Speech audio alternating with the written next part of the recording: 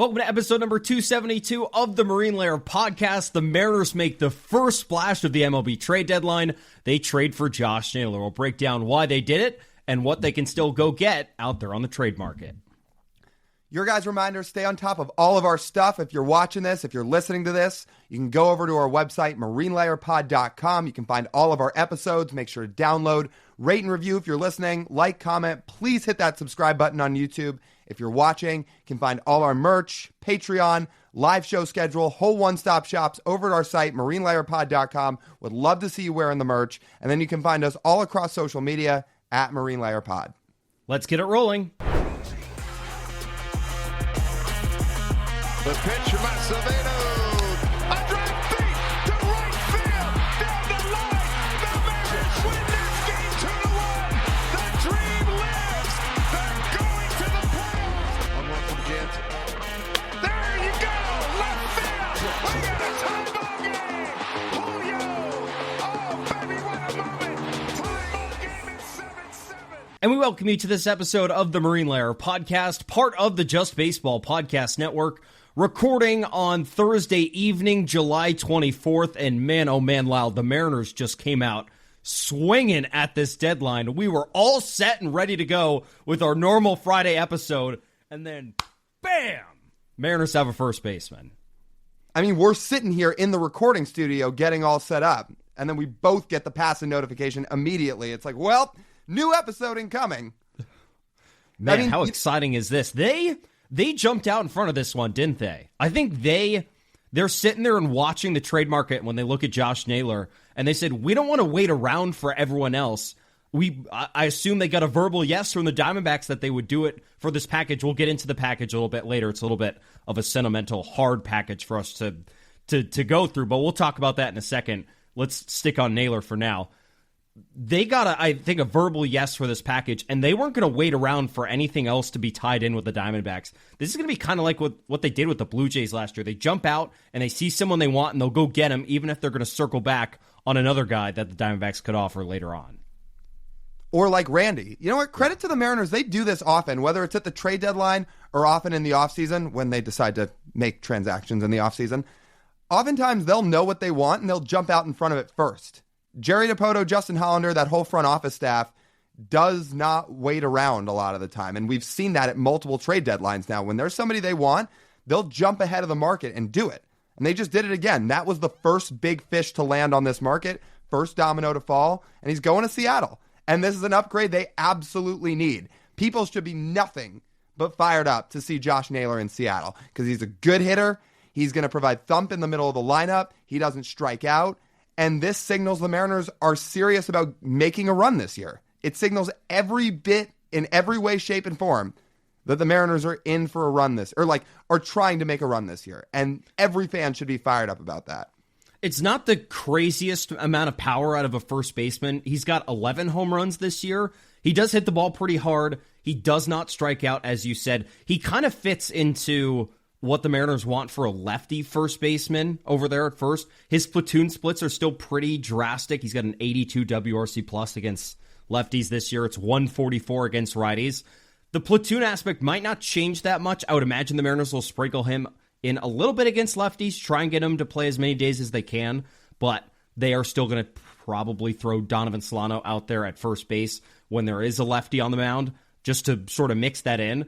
But it just stacks another solid bat in this lineup where you now can go JP leading off, Julio hitting second, Cal hitting third, Randy hitting fourth, Naylor hitting fifth. Like, it's clear as day. You don't even need to think about that lineup that much. It's left, right, left, sequential down the order. And it's probably in the order of how you want your bats stacked anyways.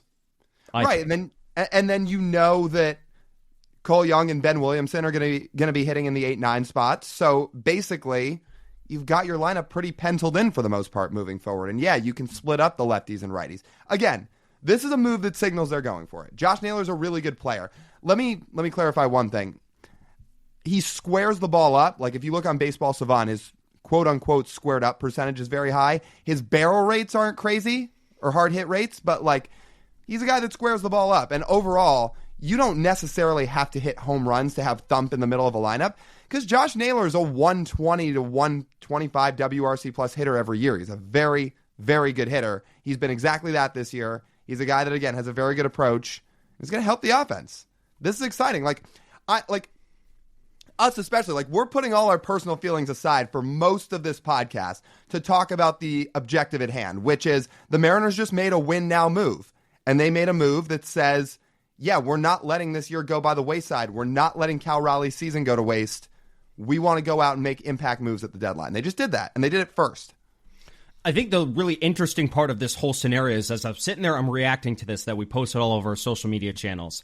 And I'm sitting here trying to think about, okay, so since they acquired Josh Naylor now, and he fits easily in the middle of the lineup, he fits at first base, where are they going to look next? My instant thinking was that they're going to go out and now they're going to go target a reliever. They got the big bat they wanted. They could probably use another supplemental bat.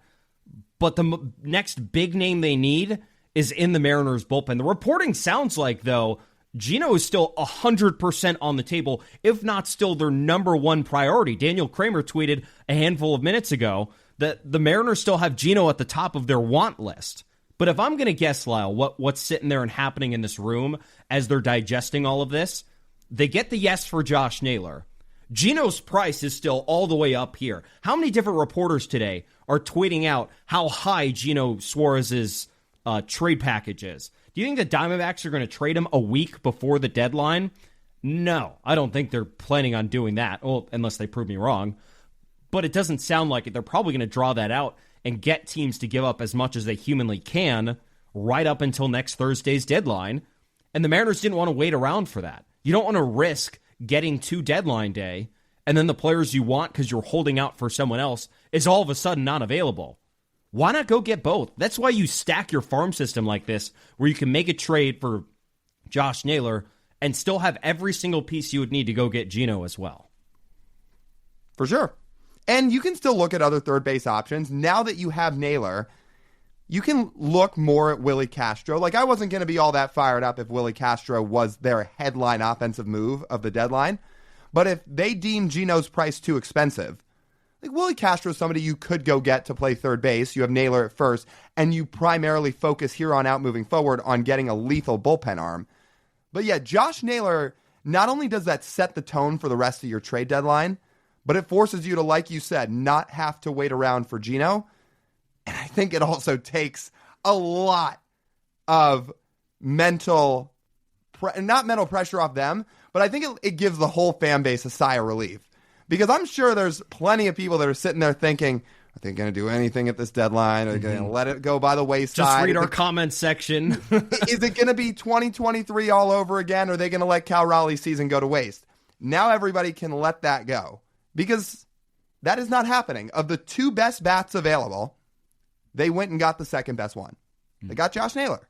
They made a significant, no, it's not an all-in move, but they made not by any means, but they made a significant point of emphasis to get ahead of this and make this happen. So you're right. They didn't get caught looking behind looking over their shoulder and thinking about what could have been at the end of the deadline because they missed out on guys. No, they got ahead of it. Now that we see the price for Naylor, what price for you is too high for Gino? That atrocity of an article that Jim Bowden put out today saying that it would cost Ryan Sloan. It's like, buddy, I say this to you respectfully as somebody who I know your job as a national reporter, but learn ball.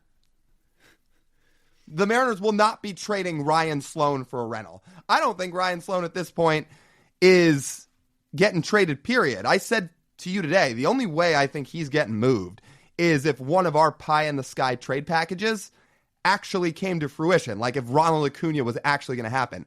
Other than that, Ryan Sloan's worked his way up near the Colt Emerson levels, I think, of an untouchable prospect. No prospect is actually untouchable, but I think the Mariners value Ryan Sloan at this point as close to the best arm in their system. Just listen to these numbers before we get back to Gino on Ryan Sloan, because in our episode that we were going to put out today, I wanted to talk about Ryan Sloan a little bit.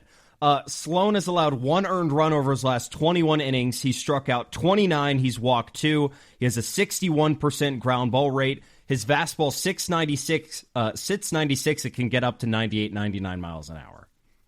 Oh, and he's 19. So, yeah, don't trade him. And he's an absolute workhorse. I know they've been careful about his innings, but the build, the delivery, everything, he's got a chance to really be a stud. I mean, the Mariners seriously may have struck gold with the way they targeted that draft last year. And I think with every start he's made, the internal confidence in Ryan Sloan, both in the Mariners org and externally by third parties and evaluators, is basically like, wow, this guy could be a true top line starter. Okay, I have a bit of a guess. I was going to say, I have a bit of a guess for this Geno trade. If the Mariners are only going to trade for Geno from the Diamondbacks, no one else is in this package. If the cost includes one top 100 prospect, are you doing it? Yeah, because you would assume it's going to be somebody on the lower end of it. If it's going to cost you, again, one of either, just to throw a couple names out there, somebody like Harry Ford or Michael Arroyo, and then maybe another solid prospect in there as well. Yeah, you would make that deal, right? So I can't throw out names because I don't know who's valued where and what the Diamondbacks think of each different prospect. But to make it a little more general to your point, yeah, if it's a lower end top 100 prospect and then one other guy in the Mariners top 15, yeah, I'd do it. Yeah, I would do that too, if that's what it takes. It seems like that's what the Yankees would be willing to give up at that point. Yankees sound like they'd be willing to give up big leaguer for him. And Schlittler, we'll call him a big leaguer. So it's nice to hear the Mariners are still monitoring that situation, because as good as it is to have the number 2 bat on the deadline, having the number 1 bat and the number 2 bat would also be super dope. And I think the Mariners offense would be, you would have to tip your cap a little bit to them at that point, because then you go, I don't know how you structure this order, but then you have to go one of JP, Julio, Cal, and then you need to figure out what to do with Naylor, Geno, and Randy behind those 3. It's a good problem to have. Very, very good problem to have. And who knows? Maybe they go get Griffin Jacks or Joan Duran on top of that. That would be like their best deadline ever. I was going to ask you, so the other thing the Mariners are going to go out and target right now, I think, is they're going to go out, and I think they should swing for a big reliever. Jacks and Duran were 2 of them. We talked about Clase and what that would cost on our last episode. Felix Bautista would cost a similar package with the Orioles, though I know someone was mentioning his stuff is just not quite up there at that point. Cade Smith would cost a ton as well.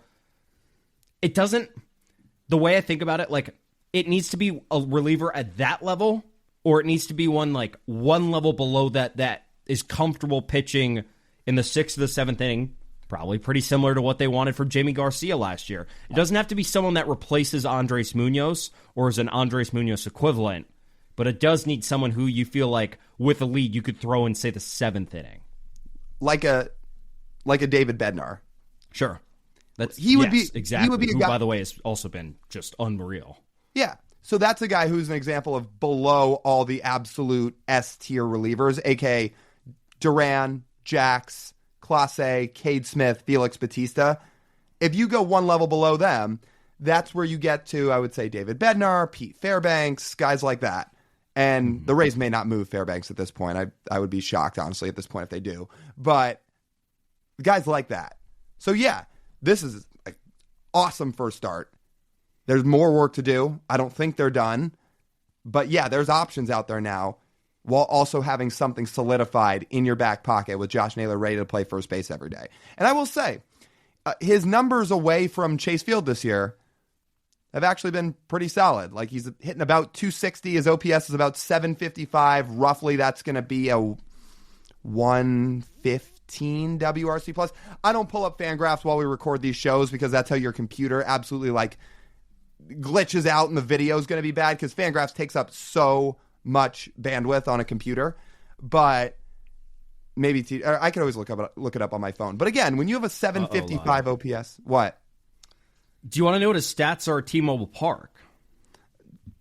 It's going to be some small sample size. I don't care if it's some Mitch Garver thing, but fine, fill me in. I know. Well, people are going to comment about it on this episode, so I might as well get ahead of the curve. He has a 646 OPS at T-Mobile Park. How many at-bats?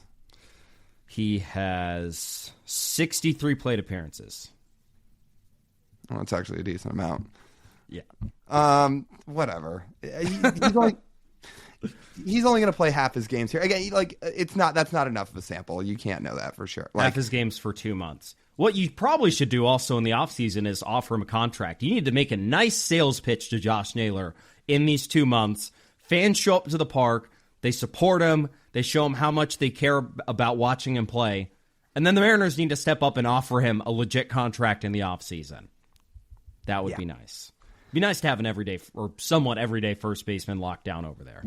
And maybe Lyle will actually smile on the Mariners. Let's hope. I think he's supposed to be kind of a fun guy, no? I think so. I just remember Mariner fans commenting on how unhappy he looked when the Mariners played them. Yeah, after he hit that walk-off homer against the Diamondbacks, which, by the way, is Josh Naylor going to be responsible for losing the Mariners their playoff spot at the end of the year if they miss by one game next on Undisputed? Just like Dom Canzone. I know. Canzone lost the Mariners their playoff spot in 23. Only the Mariners could manage that. Oh, that would be something. But speaking of Dom, do you have anything else on Naylor? Well, I was just gonna again say how you hit with a 755 OPS away from away from Chase Field. That's a pretty decent sign, right? Because that's about a 115-ish WRC plus hitter. That's somebody that should be very productive for you. That shows he doesn't have to hit in a hitter's park. By the way, he played most of his career in Cleveland. Like, those are not friendly hitting conditions a lot of the year. So it's not like he's played at Coors Field his whole big league career. Like, he can hit in tough conditions. Those are better away numbers than Ryan McMahon.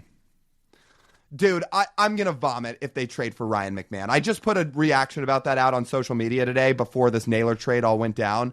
But if you want to spend 30 seconds on this. So Ryan McMahon has never been a league average hitter in his entire career. He has never had a 100 WRC plus. He plays at Coors. He would be going from Coors to T-Mobile Park. He has a 589 OPS away from Coors Field this year in 25. For his career, 664. So not good. And he's been in the big leagues for, I believe, since 2017. It's been a long time now since McMahon's been a big leaguer. So that is a real sample size that he's had to play away from Coors Field. Yeah, since 17. And if that's not enough, he's striking out 32% of the time and is owed $16 million in each of 2026 and then 2027. I mean, I said it on social media. The only way you could even fathom trading for Ryan McMahon is if the Rockies say, yeah, we'll eat 11 of his $16 million a year, and all we want back is a lottery ticket prospect in the Arizona Complex League. That is the only way I would say, yeah, I'll trade for Ryan McMahon. Otherwise, I think I would legitimately vomit. Because I don't think that's anything different than Ben Williamson, except he's way more expensive. Lucky thing for you, dog. It's not the first time. It wouldn't be the first time the Rockies have paid to trade away a third baseman that they owe a lot of money to. Yeah. Also, another Gino potential suitor, Francis Romero, just tweeted this. I thought you were just about to break a trade. No, not quite, but it was our worst fear that we talked about on Sunday when we saw the Isaac Paredes injury. Romero says, the Astros are also showing interest in Eugenio Suarez and have had a deep enough farm system to back a potential trade, per sources. No, they don't. No, they don't. They don't. And Not if they really. do, the Mariners can beat it. Don't let it happen. I mean, if Gino goes to the Diamondbacks, I know this is supposed to be a positive episode because they just got Josh Naylor. It's a great move. Gino goes to the Diamondbacks. That's going to be Astros. a really brutal. Did I say Diamondbacks? Sorry. Yeah. If he goes to the Astros, that's going to be a really brutal look. Not just because the Mariners traded him away for what was a pretty unsatisfactory return. And also, by the way, only saved $3 million because they decided they'd rather have Luis Urias and Josh Rojas play third base for $8 million and then also sign Mitch Garver for 2 years for $24 million on top of all that. But on top of everything we just mentioned, if he were also to go to their division rival who they're chasing in the West, who have a way worse farm system, that would be a bad look. Yeah, that would not be good. We'll see. It does seem like the Diamondbacks are in full sell-off mode, and I know the Astros and the Mariners are not the only teams in on Gino. I'd guess Gino has 10 to 15 suitors right now. So we know this. We know the Mariners are in. We know the Yankees are in. We know the Cubs are in. We know the Tigers are in. And you're right. And now we know the Astros are in. There's probably a few others too. It's going to be tough. I saw someone suggesting today that the Brewers should be on it too. So like, there's a lot of teams that could use Gino's services. So we're just going to have to wait and see. I think the Diamondbacks are going to draw this out as long as possible. Yeah. I would just say, again, if we want to keep hitting on Naylor for a minute or two here, just because it is his episode, if you want his actual slash line for the year, right now he's hitting 292. He's got an 807 OPS, 124 OPS plus. He's hit 11 homers. Defense isn't great. You're obviously not trading for him for his defense. So we thought we'd mention it, but it's not why they're acquiring the player. But again, he's a guy that's going to provide impact in the middle of the lineup. Yes, he's more right-handed, or he's a better hitter against right-handed pitching by a decent margin, but that's all right. He also walks an okay amount, about 9.5% of the time. And when you pair that with the fact that he really doesn't strike out, I mean, there's a lot to like about his profile. Also, go ahead. No, you go. I was going to say, I was curious if he had hit the ball harder in the past when he was a little bit younger. His average exit velocities have hovered like right about in the middle of the league, right around that 50th percentile mark in terms of how hard he's hitting the baseball. So yeah, for his career, it's always been about less strikeouts, not hitting the ball incredibly hard, but he's not like Luis Ariz when he's like, in terms of that volume of contact. He is going to hit the ball hard enough where it's not valuable. But, he'll get on base. He'll slug enough for a first baseman, certainly more than some of the Mariners' first basemen they've had here in the past. I mean, the best version of Ty France is not a terrible comparison here. Sure. And the best version of Ty France is really good. He made an all-star team. Also, just a lefty hitting version. Sure.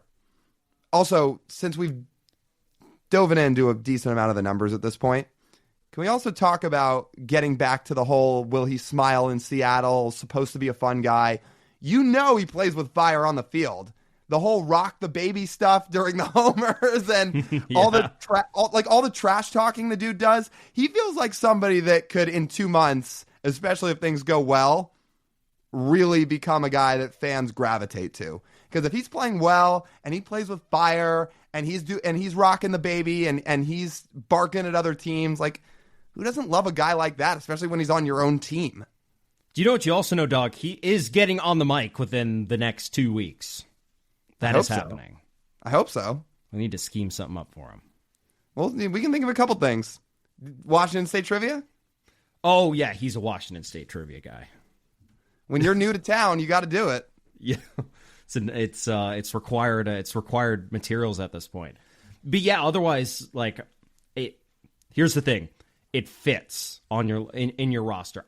Coming into this, I didn't think that first base was as big of a need as third. I thought there was a solid chance they got through this deadline without acquiring a first baseman. And they would say, look, if we go out and get a third baseman, a reliever, in some world, a starter, if it works out right, we can be okay with what our current first base situation is now that Luke Raley's back. But given that Josh Naylor was available at this price, you had to do it. You had to go out there and you had to get someone who actually plays first base, not a right fielder and a second baseman playing first instead. And now you can move the guys to the other part of the roster. As we mentioned, Solano will probably still get his at-bats when there's lefties on the mound in place of Josh Naylor. Josh can come off the bench and hit. Never a bad thing. Luke Raley can go back to his actual position out in the outfield. This leaves the question, Lyle, of what do you do with Dom Canzone now? Either you have to keep playing him or he's going to be part of a trade because he has played too well at this point to do anything with except for continue to play. He's got to play. Yeah. So you're going to have to figure out how between Naylor, Raley, and Dom, how you make that all work. Look, when righties are on the mound, you can still have all three of them in the lineup. Naylor can play first. Raley can play right. Dom would DH. You have Randy in left. You can still make it work. Yeah, you can. We'll see, I guess, in the next week on what happens. But sure, it would not look good, I think, if they send him back down. There's no reason to send him back down. No, if they send him back down, it's malpractice at this point. He has played way too well to have that happen. Do you want to say a little something about BG as we wrap this up? So do people want to at least give us a little credit? That was 24 straight minutes right there where we put personal feelings aside. We were fired up. We talked about how good the trade is, and it is. That hasn't changed. This is a good trade, and it shows the Mariners are serious about winning. That part does have us excited. Why did it have to be BG, man? Of everybody you could have traded, why did it have to be him? We didn't mention the trade package at the top for the reason. So the Mariners sent Brandon Garcia, our guy, who just made his MLB debut this week. We were so excited for him. And then Ashton Izzy as well, another pitching prospect in the Mariners system. Yeah, man, I wish they chose another arm. Oh, the Diamondbacks must be as high on him as we are. Must be. It feels that way. I mean, they said they wanted young pitching, right?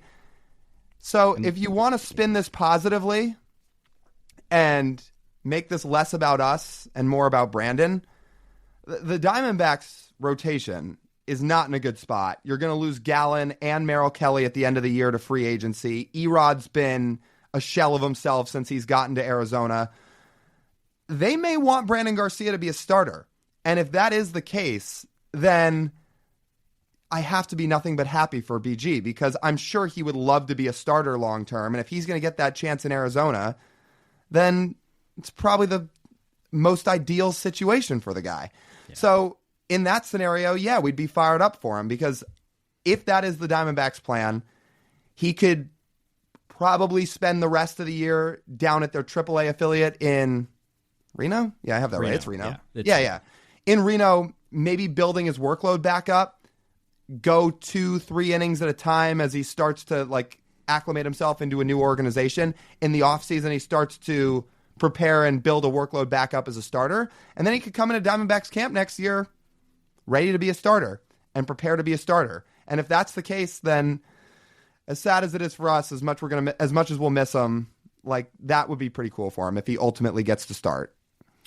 And there was really no path to him starting here, I think. The way the Mariners farm system is shaken out, especially given Cade and Gerangelo and Ryan Sloan and the 5 guys currently in the rotation and Logan going up and Emerson Hancock still in the organization, really difficult path to start. And starting is the path to making the big bucks in Major League Baseball. You are way more valuable as a starter than as a reliever. So for the long-term security of his time in Major League Baseball, like it's got to be very exciting for him. We are really going to miss him. It was the coolest thing ever to see him at the ballpark this week. He didn't step foot inside the ballpark, didn't come to the city until he was promoted to Seattle. Well, outside of the award ceremony last year. But outside of that, had not come to the ballpark since then, and he was soaking it all in and seemed like it was super cool. We got to meet his family this week. That was awesome as well. You guys are awesome. Thanks a lot for saying hi. That was super cool. It was awesome to get to watch him, and we are really going to miss him. He's been a friend of the pod for the time we've been trekking along, and he's been in the Mariners organization. He's been really good to us, and we're going to miss him. Dude, like when we put out our merch, he responded to it almost right away. It's like I need one of those hoodies, and we said, well, we'll send you one. And not only did we send him one, but like he put it out on his story. It's like this is sick is what he's talking about. And he's got it hanging up in his locker down in Arkansas. And, I assume he still has it. I'm pretty sure he still has it. But like, yeah, as an example, like he's somebody that's become a real friend of the pod. He's an awesome dude. He's super easy to root for. Like you said, we met his mom, sister, fiance, couple other people while they were there at the park this week who were, couldn't have been any nicer and were incredibly supportive of us. We're super fired up for him for every reason. And yeah, like it was those couple days he just hadn't in Seattle and the big leagues were sick. Like you don't hear every guy say that. You don't hear every guy be like, yeah, I'm not stepping foot in this city until I get called up to the big leagues because I have to earn it. I have to earn the right to be in a big league city. I have to earn the right to be in a big league ballpark. And I want to save that until I've earned it. So yeah, we're going to miss him. It also, if you want, I'll add one more thing to this. Not only was it awesome to talk to Brandon himself the day of his debut and the day of getting called up to see how excited he was, but when we talked to Logan that day, Logan Evans, who, shocker, we talked to pretty often when we're at the ballpark. He walks right over to us or whatever, and he's like, dude, how about BG? And he's all fired up for him because he was saying how they were sitting there. Well, both him and Brandon were saying how back when they got drafted 2 years ago, they were sitting in that complex dorm together because they were roommates right after getting drafted, and talked about, despite being 11th and 12th round picks whose college careers didn't go the way they probably wanted it to go, they said, dude, who cares? Why not us? Not only can we get to the big leagues, let's go get there together. And that happened. So as two guys who are like staples of this podcast, to see it happen together was sick. And yeah, then this afternoon to see Brandon get traded just a couple days after making the debut. Again, objectively, of course, it's a good trade to go get Josh Naylor. But that doesn't mean emotionally, personally, for the sake of this podcast, it's not a shot to the heart, too. Because it is. I hope he helps spread the Marine Layer Pod brand down there in Arizona. I know he's not going to get to wear his sweater as much down there. It'll be a little hotter, but maybe in the winter. Well, and he's in a different org now. So. Yeah, but hey, it's still good merch. Yeah, it's true. Can still support. Yeah, and anybody listening can get theirs too. It's over at marinelayerpod.com. But yeah, man, again, ultimately, maybe Brandon's pretty excited about this. Maybe the Diamondbacks do want him to be a starter, and that would be sick. But yeah, this is what's hard. This is and I guess we're experiencing it in real time here when you make relationships with people, especially good ones with athletes, and they leave the organization. It's just something you have to learn to deal with. And when you get to know a lot of the minor leaguers, the unfortunate reality is, only so many of them stick in the big leagues long term. A lot of them get traded. A lot of them, have their careers end while in the minors, etc. So we're kind of learning that in real time here. This was the first big one that we've really had to kind of live through. Yeah. But yeah, it's if he's excited about it, we're happy for him. It's just obviously we're bummed out. Yeah. I'm excited for his opportunity. I think he's going to kick ass down there in Arizona. I think he's going to have a blast. And, on top of that, I think this is a very exciting time for everybody, because the Mariners, in the big picture, Lyle, the Mariners went out and they're serious. And I think that's what we want. Yeah, for sure. Who's going to fill our new Mount Rushmore, though? Because I'm thinking about the ultimate guys of the pod. And I think it was fair to say that for a while it's been Logan Evans, it's been Brandon, it's been Emerson Hancock, and probably Gabe Spire. Does that feel right? Yeah. We need a new person on the Mount Rushmore now. Not that we don't have relationships with other people in the organization. We do, but those are the guys we've really gotten to know for a while. How about Scott Boras? We saw him at the park. See, we didn't get to mention since this trade went down. We were planning on talking about seeing Scotty at the ballpark on Tuesday when Kate Anderson was there for his press conference. I was wrong, Lyle. Put the percentage way too low. But yeah, just by being in the ballpark with us, Scott Boras has made the Marine Layer podcast Mount Rushmore, and he's going to start willing his clients to Seattle. Oh, he's made some incredible content for us just by his presence being in Seattle and at T-Mobile Park the other day. Yeah, for those who listen to Wednesday's episode, TJ put the odds of Boras being there with Kate Anderson at 15%. And I was like, I think it's going to be higher than that. He was there, and I got to tell you, it was interesting to watch because if I'm going to quote Taylor Swift here for a minute and sing one of her most popular songs, when you see Scott Boras and you see the Mariners, all I can say is, I'm not going to sing. I'm not going to make people listen to that. Or you could sing. I don't want to be nails on a chalkboard for people. I don't know. Okay. You want like 15 seconds of it? Sure. Of what that relationship holds and seeing them together. 'Cause baby, now we got bad blood. I forget the second line. But take a look what you've done. 'Cause baby, now we got bad blood. Now we got problems. And I don't think we can solve them. You made a real... there we go. Nice job. Sorry for the nails on the chalkboard. But we know they don't have a good relationship. So to see him there, talking to Jerry, talking to a couple of the owners, we're like, wow, this is interesting. This is interesting. I got a really good photo. If you follow us on social, you would see I got a really good photo. You got the full Jerry smile looking at Scott. You got Scott holding his arms out, palms up. doing a motion. I'm like, oh, if they ever make a deal, we got it. Also, the way I described it, if you want to go look at that photo, it's on our Twitter and our Instagram. The way I described it is Jerry legitimately looks like he's doing the Kendrick Lamar smile at the Super Bowl when he stares right into the camera. That's what it looks like. Yeah. So that happened. And the other thing that happened at the ballpark on Tuesday, and actually relevant to our trade deadline talk a little bit here, this will be the last thing, and then we can wrap this up. Because I'm sure people are actually waiting to hear this come out, so we'll get it out for people. But Jerry was, as a result of Cade Anderson signing his contract, doing his press conference, being out on the field, talking to a bunch of the players on Tuesday, Jerry was out and around. Again, we said he was talking to Scott Boras for a while, and then he was sitting in the Mariners dugout for a bit, talking to a few people. TJ and I are probably 20 feet away from him, and there's plenty of people between us, but, you know, there's a lot of media people hanging out in the dugout. Well, there's one of those dugout Q&As getting ready to start. A bunch of season ticket holders were let into the ballpark early, and there's people filing in, and it was going to be Cade Anderson talking as the special guest, which he was. But as fans are starting to file in, there are people who are starting to take their seats, and there were people who recognized us. And usually, you know, it's not like players a lot of the time when people call out to players, and a lot of times they, you know, they have to get inside and they might not like sit there and have a full on conversation with fans screaming out to them. Usually if there's people at the ballpark before the game who will yell out to us, like we'll turn around and we'll actually talk to them, even though they're, you know, behind the netting and all that, and have a conversation with them. We're always happy to do it. But this guy, as the conversation's getting ready to get underway with Cade, sees me and he yells out to me. He goes, Lyle!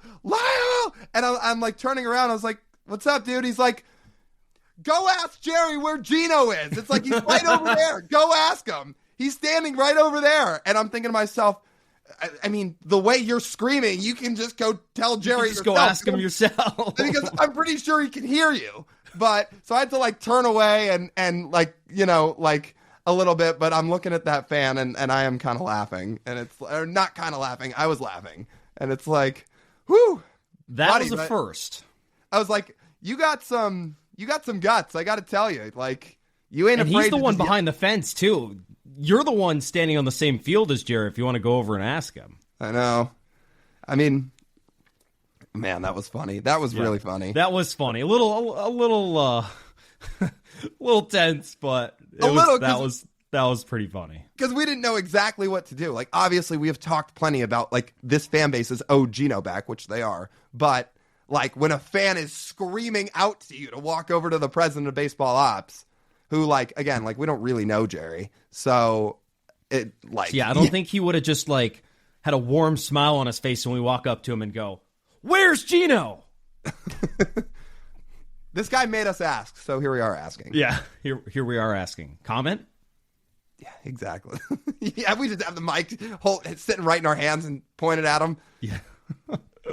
Oh, that was something. Yeah, that was an eventful day at the park. But it was a busy Tuesday. Probably the busiest Tuesday I've ever seen. And by the way, also kind of unrelated, when was the last time they got 40,000 on a Wednesday day game? I guess because it's the summertime, I guess. Blew my mind yesterday. Are they still? Anyways, are they still? Josh Naylor will help. Josh Naylor will help. Well, maybe that'll bring the attendance up a little bit. Are they still 19th in the league in attendance? I would think they come up a little bit. Oh, they just barely jumped the Tigers, so now they're 18. But yeah, they've been sitting at 19th in the league in attendance for a while. Well, maybe having Josh Naylor and maybe Gino Suarez would bring an extra few thousand into the stands tonight. And that's the difference right there between 19th and 13th. Well, I was going to say this Josh Naylor trade should help that because people should be more excited. So again, all fans want is for you to show that you're serious. That's what our biggest beef about the offseason with. You didn't show that you were serious. Now you're showing that you're serious, and people can appreciate it. Right. Quick word, let's talk to you guys about our friends over at Pagacci's Pub 85. That's over in Kirkland. You guys know it's an awesome spot to hang out. You're going to want to go watch Josh Naylor. So if you need a spot to go hang out with your friends and watch his first few games in a Mariners uniform, head over there. It's an awesome spot. There's 20 TVs in the place, so there's no shortage of watching Mariners baseball. You can also play some pool and darts. There's awesome food. And if you go during happy hour, you guys, drink specials are $3 and $4 from 2 to 6 p.m. That's Monday through Friday happy hours, 2 to 6 p.m., and drinks are $3 and $4. Those are awesome deals over at Pagacci's Pub 85 in Kirkland. I think that just about does it. People should be fired up. It's Josh Naylor season, and hopefully it's the first of many moves they make to put this roster over the top, because they've got a chance to do it. This is step number one, and it's a very, very good first step. Why don't we sit here and make a prediction? Who's next? God, I'm so bipolar about my Mariners thoughts, and I know that, because one day I'll feel like, oh, they're going to do nothing, and then now I'm going to say, you know what? They're getting Griffin Jacks. How about that? It's funny you said that. I was going to say the same thing. They are going to shell out. Actually, you know what? Let me modify it a little bit. I think they're going to pay a little bit less for a reliever just under Jacks. So, Bednar? Yeah, I don't know. David Bednar with the Pirates. Right. That'll cost a little bit less. A little bit older. Not quite as good, but still gets the job done, pitches in the 7th inning. I think that would be a winning move right there if they went and did that. Definitely. All right, well, that just about wraps up this edition of the Marine Layer Podcast, breaking news edition of the pod. If you guys want to stay on top of everything, go over to our website, you guys, marinelayerpod.com. Everything is over there, including all of our episodes, audio and video. If you're listening to this, please download these episodes, rate and review, leave it 5 stars. It helps the channel a ton. You know what else really helps? If you hit subscribe on YouTube. Really, that is the best way to support us, is if you hit that subscribe button on YouTube. Make sure to drop a like, leave a comment on the video. What do you guys think about the Josh Naylor trade? We want to hear your thoughts. We want to hear all of them, so tell us. And then you can check out our merch. If you want to be like BG, like Brandon Garcia, you can go get your Marine Layer Pod merch. People have been wearing it all summer around the park. It was awesome. Shout out Christine, who is an absolute P1 listener of the podcast and a huge supporter of ours, who was talking to Logan Evans this week and had him sign her Marine Layer Pod hat, which was awesome. Apparently, she went right up to Logan, had him talk to him, had him sign the hat, and Logan said, "Oh, those are my boys," when she had him sign the hat. So that was cool to see. So shout out Christine. You guys can go get your merch over at the website. You can sign up for our Patreon. Check out our live show schedule. It's all over there. And then you can follow us across social media at Marine Layer Pod. That's TJ. I'm Lyle. As always, we thank you guys for tuning in. We'll talk to you soon.